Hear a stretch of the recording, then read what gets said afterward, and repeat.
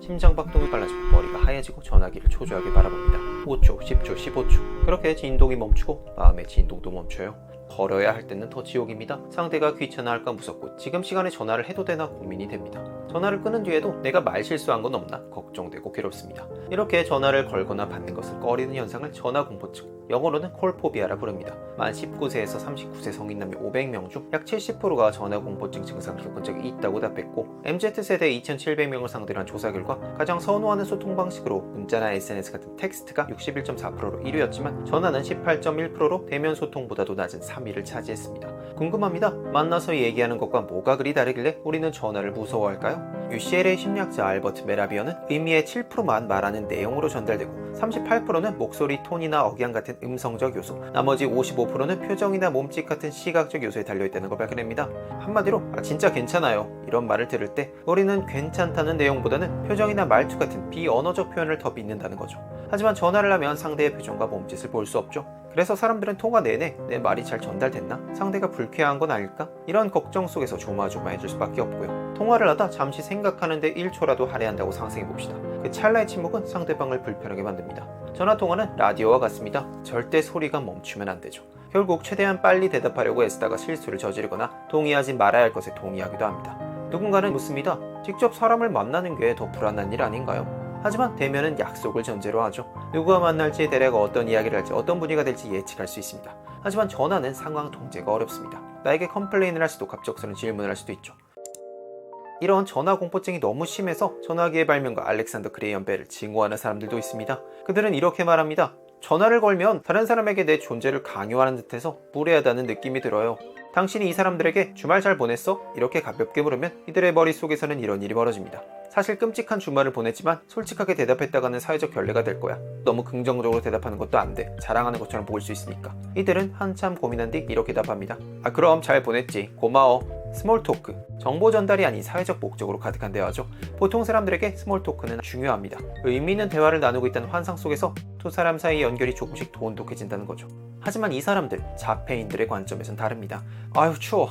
열린 창문, 눈이 쌓인 바깥 풍경, 그가 입은 얇은 티셔츠. 하지만 자폐인들은 창문을 닫아줄 확률이 낮습니다. 34살에 자폐 진단을 받은 피트 원비는 이렇게 말합니다. 정말 내게 무언가를 기대했다면 그렇게 애매하게 암시하는 대신 그냥 요구하지 않았을까요? 보통 사람들은 인간관계라는 게임에 필요한 내용을 무의식적으로 갖고 태어납니다. 하지만 자폐인은 어떤 도움도 없이 게임의 규칙을 깨우치려고 노력해야 하죠. 어떤 자폐인들은 먼 곳에 있는 TV 전원 코드가 꼽혀 있는지 아닌지 알 수 있습니다. 휴대폰 충전 소리가 들린다고 말하는 자폐인도 많고요. 피트 원비는 회사 천장의 긴 형광등을 악마로 표현합니다. 형광등 윙윙거리는 소리가 예민하게 들려서 업무에 집중하기 힘들기 때문이죠. 보통 사람들의 세계에서 서로 눈을 맞추는 행위는 나는 당신을 신뢰하고 당신 말에 귀 기울입니다 라는 뜻이며, 눈을 전혀 보지 않고 말하는 것 결례로 여겨지죠. 하지만 자폐인에게 시선 맞추기는 이런 의미를 갖습니다. 나는 당신을 아주 깊이 믿고 좋아해요. 이들은 어린 시절부터 분명 어딘가 잘못되었다는 사실을 깨닫습니다. 나만의 사회적 기술이 잘 먹히지 않고 민감한 감각이 사람들의 짜증을 유발하고 그들은 좀처럼 이해해줄 생각이 없다는 사실도 알게 되고요. 피트 원비는 말합니다. 그렇게 우리는 일종의 가면을 쓰는 법을 깨우칩니다. 가면을 쓰는 이유는 주변 사람들의 괴롭힘이나 공격을 막으려는 것이고요.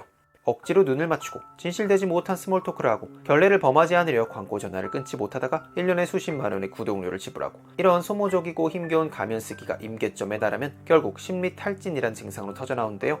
박수를 치거나 몸을 흔들거나 어딘가에 머리를 부딪히거나 단어를 반복해서 말하고 욕설이나 고함을 지르죠. 원비는 말합니다. 저는 다리에 주먹질을 하고 팔이 빨갛게 될 때까지 긁습니다. 운이 좋다면 대략 30분 안에 끝나죠. 하지만 그 여파는 보통 하루 이틀 동안 지속되고, 그런 상태에서는 생산적인 일을 할 수 없기에 며칠을 그냥 날리고 말죠. 저는 살면서 여러 번 심리 탈진을 겪었습니다. 공공장소에서 소란을 피울 때마다 수치심에 짓눌렸죠.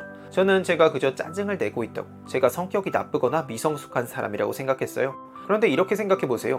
만약 당신 친구가 인내심의 한계에 도달해 감정을 분출하면 당신은 친구에게 엄청난 애정과 지지를 보여줄 겁니다. 당신도 비슷한 한계점이 있게 친구도 한계에 부딪혔다는 것을 아는 거죠.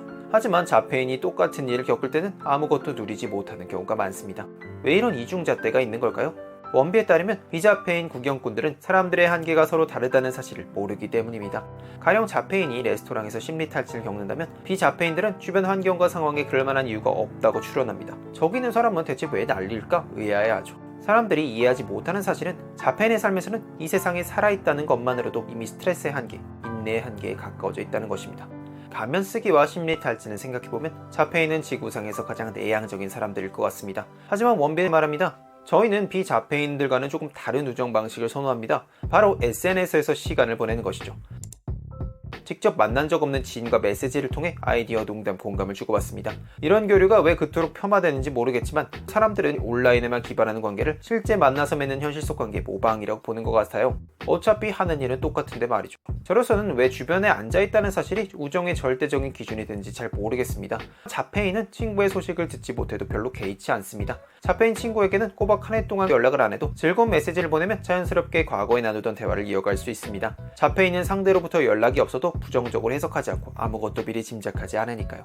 그러니 자폐인 친구가 만나자고 하지 않아도 너무 실망하진 마세요. 당신을 소중히 여기지 않아서가 아니라 현실의 만남이란 힘든 일이고 기본적으로 불필요하기 때문입니다.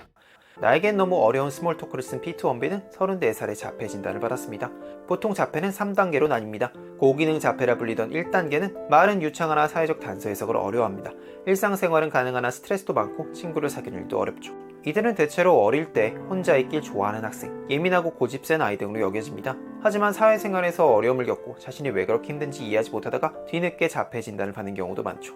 자폐 스펙트럼 장애라는 말에서 드러나듯 자폐는 있다 없다로 나뉘지 않고 정도의 차이로 나타납니다. 자폐인분들에게 감히 신뢰가 될 수 있는 말이 될지 모르지만 저도 책을 읽으며 부분 공감하며 읽었습니다. 사실 보통의 뇌라는 건 그저 개념에 불과하고 우리들의 뇌는 제각각 많이 다르다고 생각해요. 지금 이 영상을 보시는 많은 분들도 각자의 방식으로 보통처럼 보이기 위해 쓰실 테고요. 그런 점에서 자폐인의 일상을 생생하게 기록해준 이 책도 나와 다른 뇌구조를 가진 사람들의 소통 방식을 이해하고 더 조화로운 사회를 만들어 나가는 데 좋은 책인 것 같아 이렇게 영상으로 소개해드려 보았습니다. 오늘도 끝까지 들어주셔서 감사합니다.